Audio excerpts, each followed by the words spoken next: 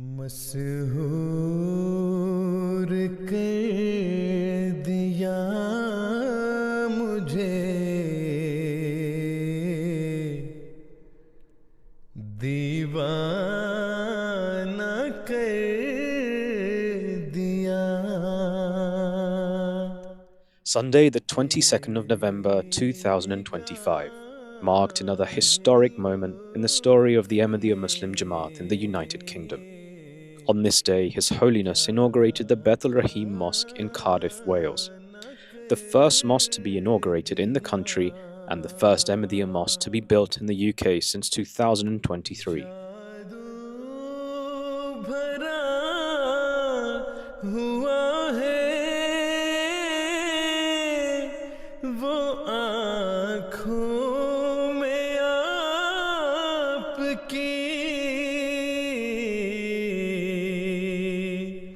Hazrat unveiled the plaque and led the attendees in silent prayer.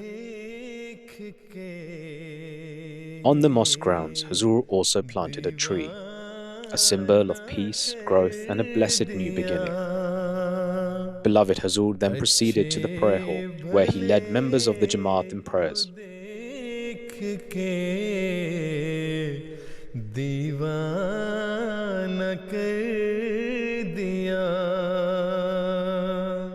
Beloved Hazrat also graciously met with the various dignitaries who had attended the inauguration. Hazrat then took photos with the local Jamaat members, marking the occasion with warmth and personal connection. Finally, beloved Hazrat made his way to the main marquee for the final session. Assalamu alaikum warahmatullah. Please be seated. Assalamu alaikum wa rahmatullahi wa barakatuhu. May the peace, mercy, and blessings of Allah be upon you. A warm welcome to all our distinguished guests who have kindly accepted our invitation to the inauguration of our first purpose-built mosque in Wales, named Baitur Raheem. The formal proceedings of the evening will begin with the recitation of verses 128 to 130 from chapter 2 of the Holy Quran by Hafiz Faris Ahmad, followed by their translation in English by Mr. Salim Duman. Both of these gentlemen belong to the Cardiff chapter of the Ahmadiyya Muslim Association, United Kingdom. Assalamu alaikum wa rahmatullahi wa barakatuhu, pyare huzur. أعوذ بالله من الشيطان الرجيم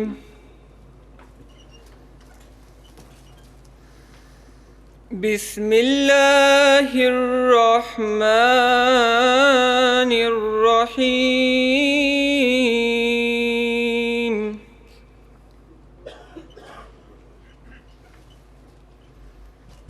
وإذ يرفع إبراهيم القواعد من البيت وإسماعيل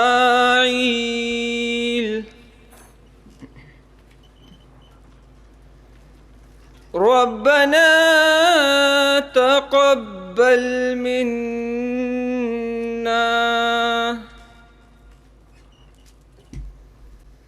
إنك أنت السميع العليم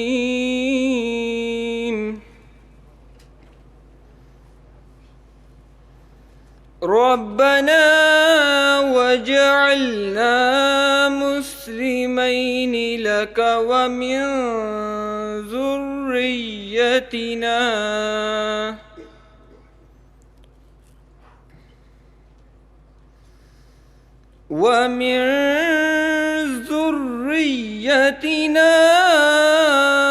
أمة مسلمة لك وأرنا مناسكنا وتب علينا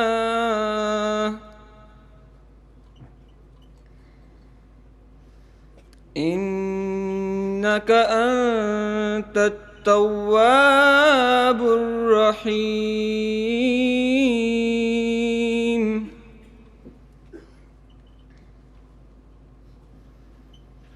ربنا وابعث فيهم رسولا منهم يتلو عليهم آياتك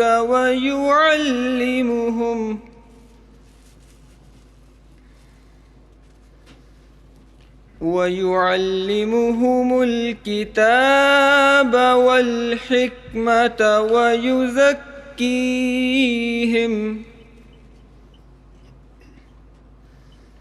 إنك أنت العزيز الحكيم.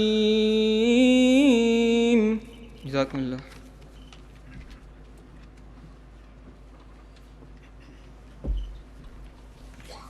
Assalamu alaikum wa rahmatullahi wa barakatuh. May the peace and blessings of Allah be upon you all. The verses just recited were from the Holy Quran, chapter 2, verses 128 to 130. And the English translation is as follows. I seek refuge with Allah from Satan the accursed. In the name of Allah, the gracious, the merciful. And remember the time when Abraham and Ishmael raised the foundations of the house, praying, Our Lord, accept this from us, for thou art all hearing, all knowing. Our Lord, make us submissive to thee, and make of our offspring a people submissive to thee. And show us our ways of worship, and turn to us with mercy, for thou art oft returning with compassion and merciful. And our Lord, raise up among them a messenger from among themselves, who may recite to them thy signs, and teach them the book and wisdom, and may purify them. Surely thou art the mighty, the wise.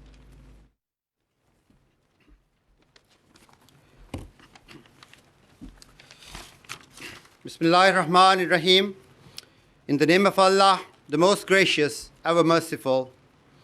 As Regional President of Ahmadiyya Muslim Community in Wales and Southwest region, I would like to welcome you all on behalf of the members to Baitur Raheem, the name given to this beautiful mosque by our beloved Hazur, His Holiness Hazrat Mirza Masroor Ahmad, the spiritual leader of the worldwide Ahmadiyya Muslim community. We feel most blessed today as our beloved Hazur, His Holiness, has kindly graced us with his presence. Beloved Hazur, this is a dream come true for all Jamaat members in our region, and we would like to thank you immensely for gracing this occasion. And indeed, we feel very, very honored. The Welsh Government Cabinet Secretary for Social Justice is among us today, and so are many of our friends, colleagues, faith leaders, professors, police, councillors, members of the armed forces for the inauguration of Baitur Raheem. It is a clear sign of cohesion, solidarity, and respect for each other. From the time it was founded in 1889 by Hazrat Mirza Ghulam Ahmad, peace be upon him, the promised Messiah, for the revival of Islam to its true and most beautiful teachings, Ahmadiyya Muslim community, guided by the promised Messiah and his successors, has enjoyed an unrivaled record of establishing peace and harmony in the society. His Holiness with us today is the fifth successor of the promised Messiah. His Holiness is a man of peace who has spoken at parliaments across the world, including UK, USA, and EU. Established in the UK since 1913, we built London's first mosque in 1926, the London Mosque in Putney. We now have more than 150 branches across Britain and have opened a number of mosques, including the landmark Baitul Futuh Mosque in South London, which is the largest in Western Europe. We welcome all to visit our mosques, as well as our numerous seminars and events that bring people together to understand more about each other. We are also committed to helping others, engaging local communities, and working for the common good. The Ahmadiyya Muslim community has had a long journey of association with Wales, has grown from humble beginnings. Wales has also been blessed to be visited by 3 of the 5 caliphs of Ahmadiyya Muslim community.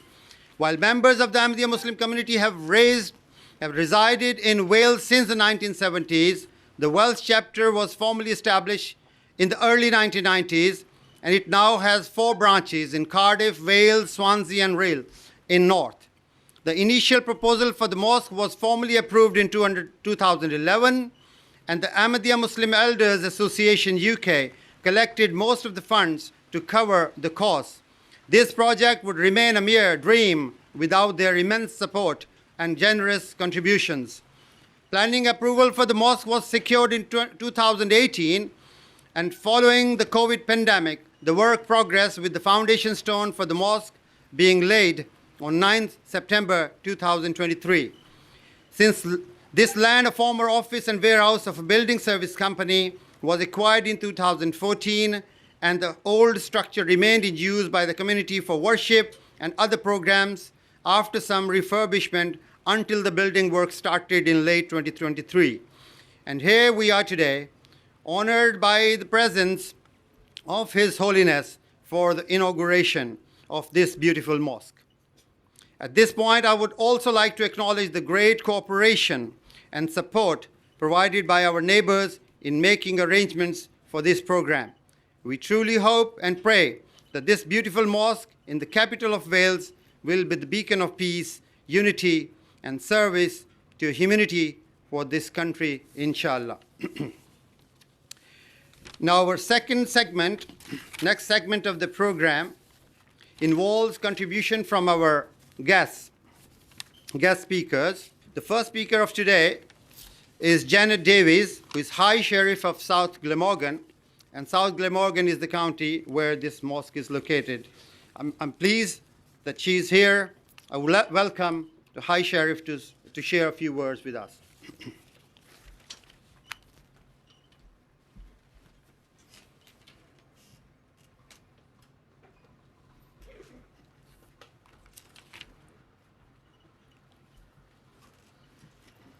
Your Holiness, His Majesty's Lord Lieutenant, distinguished guests, and everyone here present. Croeso, welcome, I Dde Morgannwg, the old county of South Glamorgan, which I represent, that covers Cardiff as a city and the beautiful Vale of Glamorgan. It is a true honour for me to be asked to attend this evening and to be amongst a number of people who I have met over the last 8 months in my role as High Sheriff. I didn't even realise when I took on the role in April what a host of experiences I have had. And this tonight, in the presence of Your Holiness, is one of the highlights that I will always remember. You are very lucky to have this mosque, and I really look forward to visiting the beautiful building. And I know that you have waited a long time, but I'm sure you are delighted with this result. Thank you again. Diolch yn fawr iawn I chi.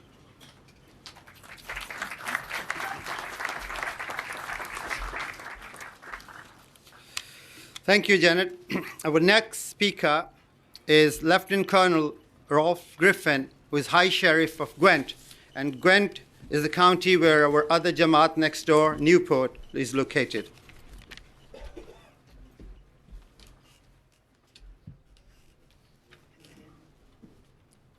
Your Holiness, Lord Lieutenant, guests, first thing I'd like to say is, what a friendly bunch you lot are.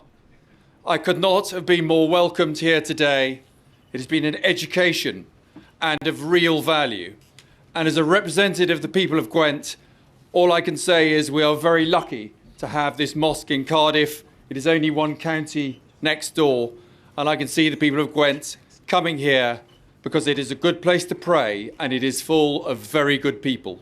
So I thank you, and I wish His Holiness and all the guests a peaceful period. Thank you.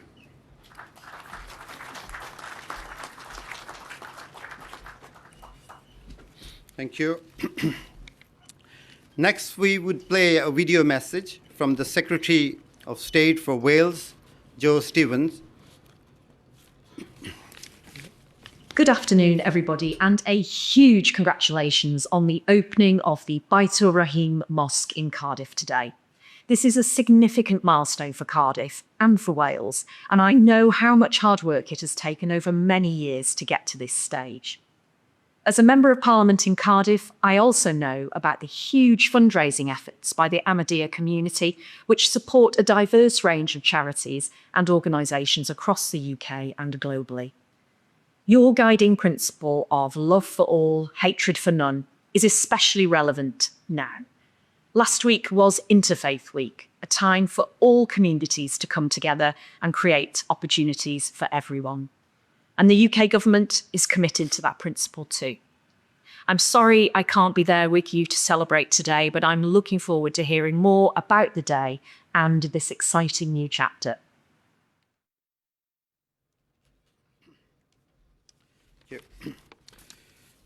Now, I would also like to acknowledge the presence of Her Majesty Lord Lieutenant of South Glamorgan, Morford Meredith. She's a very good friend of our community. She comes to our program. We're really pleased that she is here with us today. Our last speaker for this segment is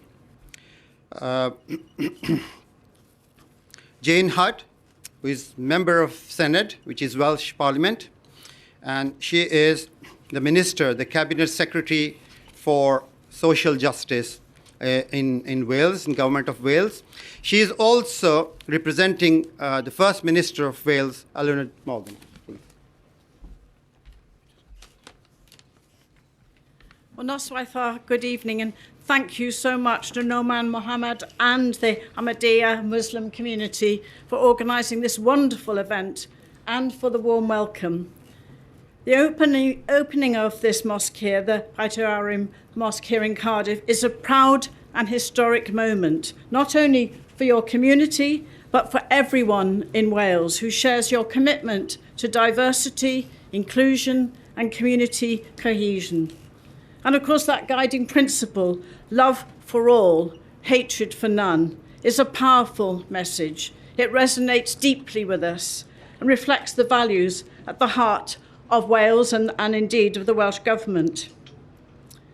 The Ahmadiyya Muslim community's tireless work to promote peace, harmony and justice through interfaith dialogue, charitable initiatives and outreach strengthens our society, from fundraising for local charities and supporting humanitarian relief to hosting peace symposiums, youth engagement programs. You show how faith can truly be a force for good. And tonight marks the culmination of an incredible achievement, raising the funds, designing the building, laying the foundation stone, and now opening this beautiful, welcoming mosque. It is more than a place of worship. It will be a centre for learning, dialogue, and community service, values that are essential for building a fair and inclusive Wales. Your efforts do align closely with my role as Cabinet Secretary for Social Justice, where we strive to ensure equality, we seek to tackle poverty, strengthen communities, and create a Wales where everyone feels valued and respected. And I'm delighted that Usman Manan has recently joined the Welsh Government's Faith Communities Forum as your representative. And this forum, where so many faiths come together, is highly valued by the Welsh Government and by indeed all our partners in Wales. It enriches interfaith dialogue, helps us to hear and respect the perspectives of all our diverse faith communities and learn from each other. Faith plays a vital role in the lives of so many people across Wales. We greatly appreciate your faith's commitment to fostering understanding, addressing inequality and division, and supporting those most in need. We look forward to continuing this important partnership. So llongyfarchiadau, congratulations unwaith eto once again on this landmark occasion. Enjoy your evening, celebrate this remarkable achievement, the opening of a remarkable building which embodies remarkable values. Diolch yn fawr, and thank you to Your Holiness for coming and joining us.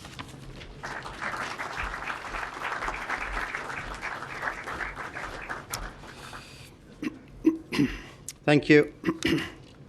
It's now an immense honor and privilege to humbly request our leader, His Holiness Hazrat Mirza Masroor Ahmad, the spiritual leader of the worldwide Ahmadiyya Muslim community, to deliver the keynote address.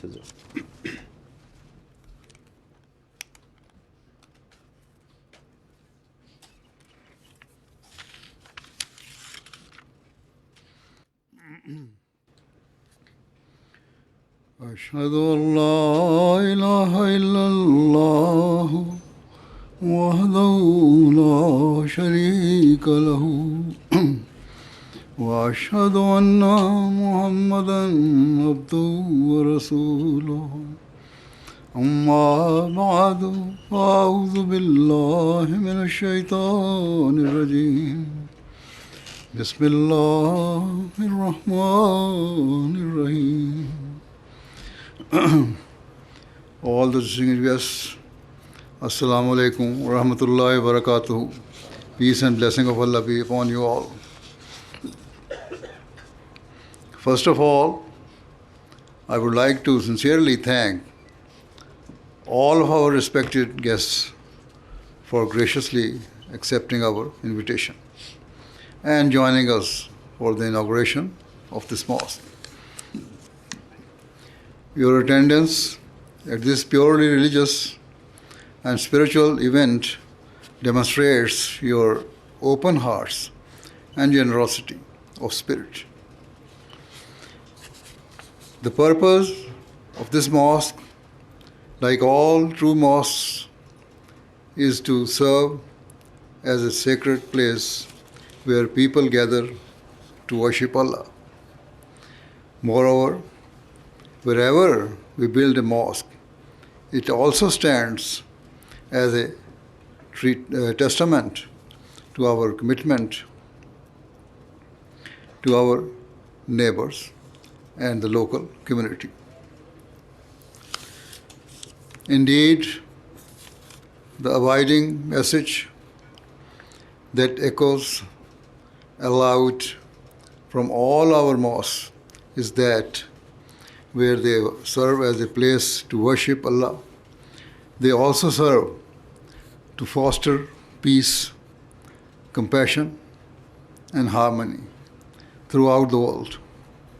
Thus, today, with the firm intention of fulfilling these noble objectives, the Ahmadiyya Muslim community is overjoyed at being able to inaugurate our first purpose-built mosque in Wales. According to Islam's teachings, when Ahmadi Muslims gather here to pray for themselves, they shall also pray for the peace, well-being, and security of all people. Given the misconception surrounding Islam, I understand that some people in the community may harbor reservation or have questions about the fact that a Muslim community has built a mosque here. Thus, at the outset, let me reassure you, our mosques are not built to sow disorder, or to incite division. Rather, they stand as shining beacons of peace, love, and harmony, and reflect the deeply rooted, peaceful values of our faith. Thus, during the time of the Holy Prophet Muhammad, peace and blessing of Allah be upon him, a group of malicious people built a mosque with ill intent to create disorder and cause harm. Upon this, Allah, the Almighty, instructed the Prophet of Islam, peace and blessing of Allah be upon him, to demolish that so-called mosque. So the purpose of a mosque is not fulfilled by its physical construction. Rather, a mosque only serves its purpose when it is used for both the worship of God and also to manifest Islam's true teachings of kindness, love, and compassion for all mankind, and to spread peace and security throughout society. Therefore, I reiterate that anyone who fears this mosque could harm the peace and well-being of society should rest assured.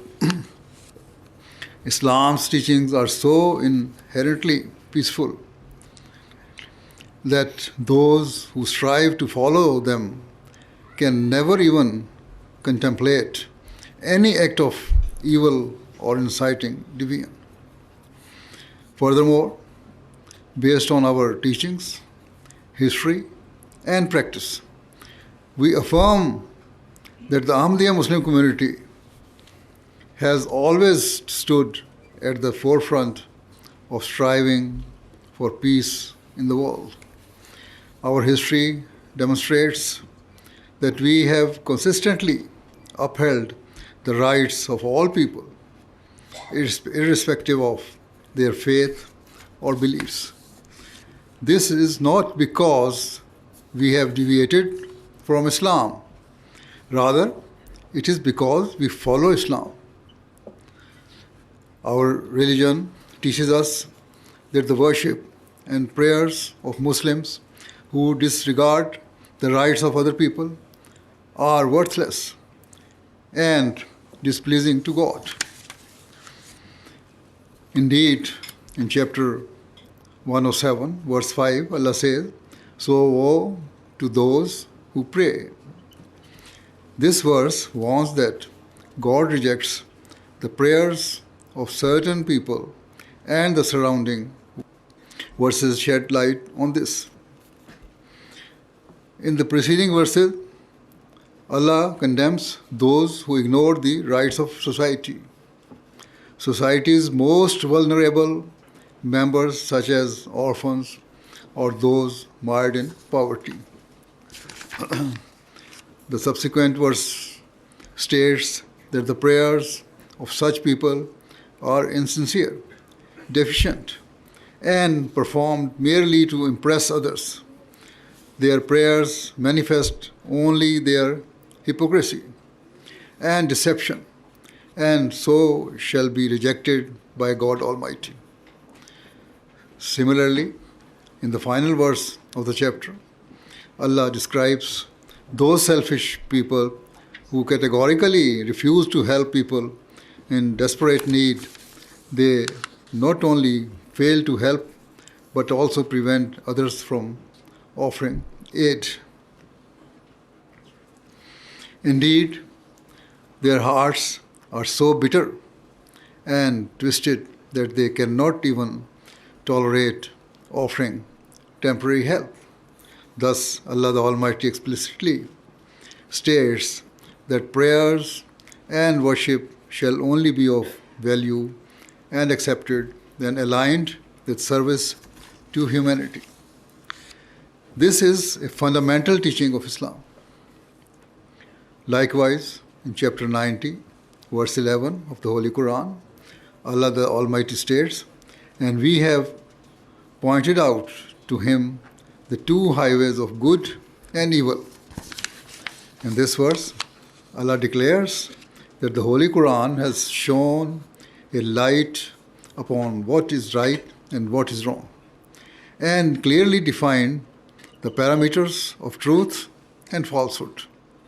Thus, if a person chooses the wrong path, the fault lies with him. For Allah has granted humans the ability to discern right from wrong. Just as we have physical eyes to see the world, He has also bestowed us with an inner spiritual eye, a moral compass to guide us. However, if a person ignores their internal compass and follows selfish and worldly desires, they are bound to deviate from the right path and embrace evil and wrongdoing. As I said, the Quran has clearly laid out what is right and wrong. For example, in chapter 90, verse 14, Allah states that freeing an enslaved person is amongst the very highest forms of virtue. Whilst before Islam, slavery was a widespread custom amongst Arabs. The Holy Prophet Muhammad, peace and blessing of Allah be upon him, issued an explicit and revolutionary instruction that slaves ought to be freed. He personally led from the front by liberating all slaves who had come into his possession. Thus, Islam came to end all forms of slavery in the world. You might wonder if the example of slavery is still relevant today. Regrettably, it is. While physical slavery has ended, another form of slavery, economic servitude, continues to oppress people in many parts of the world. Less developed nations are trapped by crippling debt, leaving them powerless to prevent the plundering and exploitation of their natural resources by rich and powerful countries. Ultimately, these vulnerable nations dictated to by the wealthier nations. Islam condemns such exploitation as a form of enslavement that must be eradicated, because such inequalities and injustices inevitably shatter the foundations of global peace, something we increasingly witness today. Quran's emphasis on social care is further evident in subsequent verses of chapter 90. For instance, verse 15 states that feeding the hungry is a great virtue. Verse 16 establishes a duty to help and support orphans, and verse 17 commands Muslims to provide relief to the impoverished and weak. The Quran specifically instructs Muslims to help a poor man lying in the dust. These words are deeply significant, meaning Muslims are obligated to help those who are utterly crestfallen. We have no one else to aid them, and who have been forgotten by society. While some people have family and friends to support them, Muslims are instructed to identify and to help those who have no one else. In economic terms, it means that if an individual has hit rock bottom and has no one to help him, a Muslim must endeavor to assist them and help them get back on their feet. Imagine the impact if all the nations of the world, including every Muslim country, acted upon this unifying, magnanimous principle. Surely it would be the means of tearing down the walls of crippling inequality, injustice, and ignorance that plague the world. And in their place, we would witness the majestic sight of rising tides of love, compassion, and understanding sweeping across society. True contentment, peace, and security would prevail.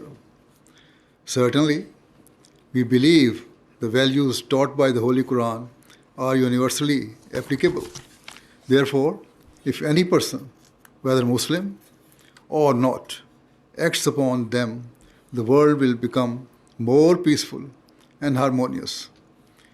It is this mission of establishing peace and goodwill between all people which the Ahmadiyya Muslim community strives to achieve. We invite all people, irrespective of their faith or beliefs, to join us in our effort to establish peace, tolerance, and mutual understanding among all people in the world. This is what the Quran teaches. For example, chapter 4, verse 37 of the Holy Quran presents a comprehensive code of moral values and duties owed to others. It states, and worship Allah and associate not with Him, and show kindness to parents and to kindred and orphans and the needy and to the neighbor that is a kinsman and the neighbor that is a stranger and the companion by your side and the wayfarer and those whom your right hands possess. Surely Allah loves not the proud and the boastful. Where on the one hand, the verse commands Muslims to worship Allah, the Almighty, alone, and not associate any partner with Him, it equally instructs them to show compassion and love to all mankind. In terms of human rights, the verse firstly calls on Muslims to treat their parents with tenderness and affection. Neglecting one's parents weakens the family unit whilst increasing the strain on the wider community. So Allah says that caring for others should start from one's home. Then Allah says Muslims must care for their relatives, friends, and fulfill their rights. The verse also instructs Muslims to be sympathetic to orphans and to all people who are underprivileged or vulnerable. It calls on Muslims to show love and consideration for their neighbors who they know and to show respect and kindness to the neighbors who they do not know or who live further afield. This includes even one's work colleagues. This verse further instructs Muslims to fulfill the rights of their travel companions. Islam teaches that when traveling, one should be benevolent and gracious to all people they encounter. For example, on public transport, such as planes, trains, or buses, Muslims must show kindness to their fellow passengers. They must protect, respect, and show courtesy to them. In the same verse, Allah says Muslims must care for subordinates or those under their duty of care. Those in a position of power should never wield their authority harshly or needlessly, or Allah dislikes arrogance, as Allah dislikes arrogance or pride. In the time available, I have mentioned just a few verses, but from cover to cover, The Holy Quran is filled with human principles, instructing Muslims to observe the highest morals, to be law-abiding, and to seek to serve the communities in which they live with sincerity and love. For example, the Holy Quran instructs Muslims to respect their leaders and governments and to uphold the laws of the land. Muslims are taught that loyalty and obedience to their country are intrinsic elements of their faith.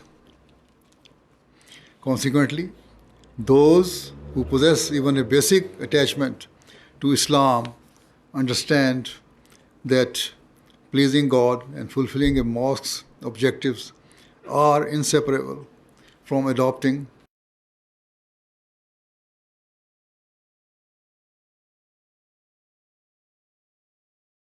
the highest moral values and serving humanity. As I said, the Holy Quran strongly emphasizes the rights of one's neighbors.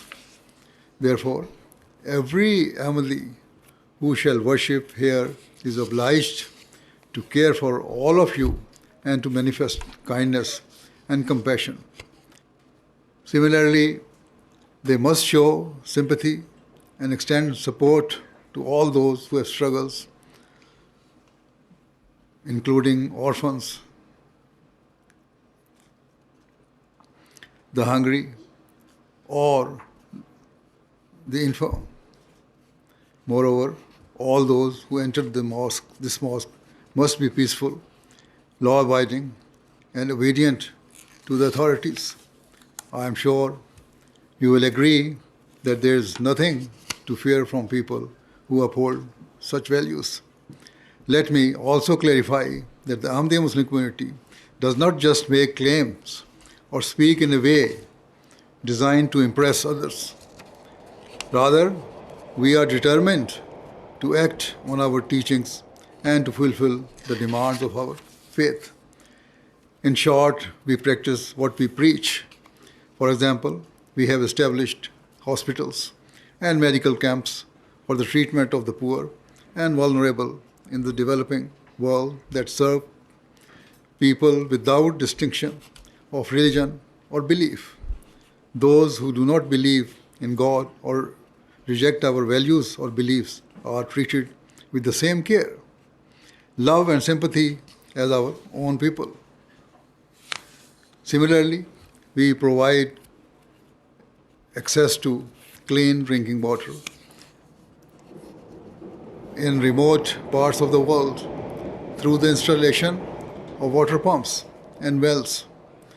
Here in the Western world, people do not realize the true value of water and are unable to appreciate how difficult it is for some people in deprived countries to access it. Instead of going to school, many children frequently walk miles to fetch water for their families on a daily basis. This gravely impacts their future and means that without help, the cycle of poverty in which they were born is bound to continue.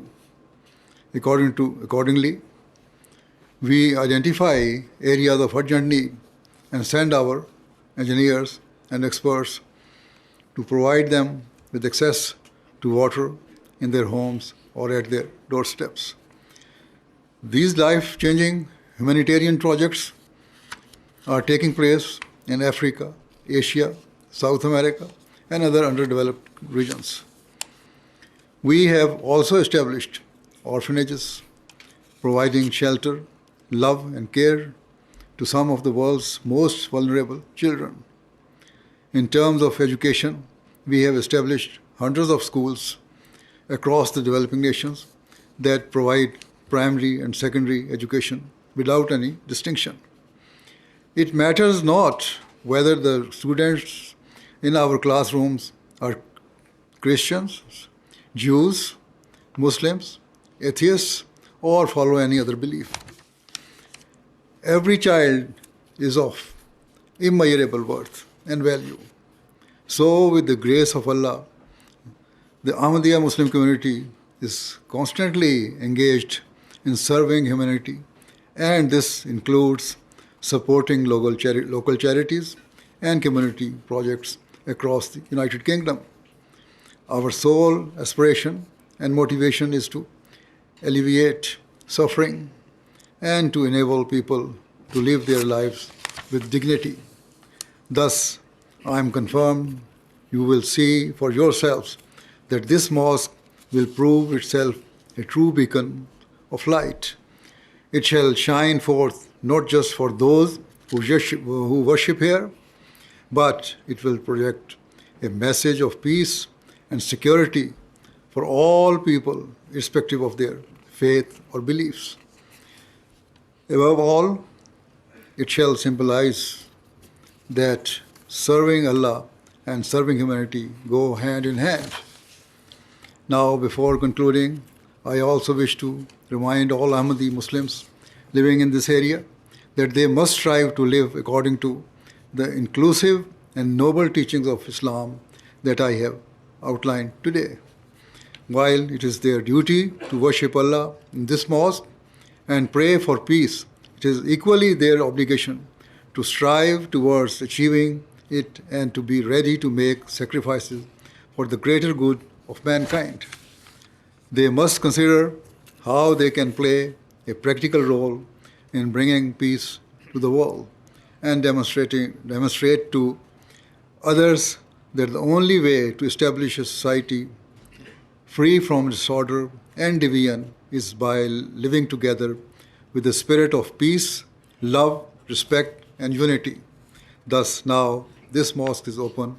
It is my heartfelt prayer that who enter it will not only fulfill the requirements of worshipping Allah, but also always fulfill the needs of humanity. With these words, I wish to once again sincerely thank you all for joining us this evening.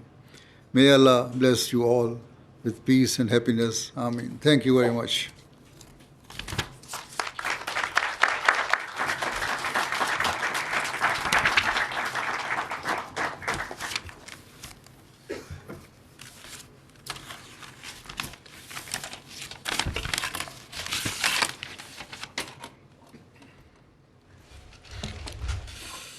Thank you, His Holiness, for a very faith-inspiring keynote address. We will now formally conclude the program with silent prayer led by His Holiness. As Muslims, we normally raise our hands in prayer. Please feel free to join us or spend these moments in any way you feel comfortable. Please, silent prayer.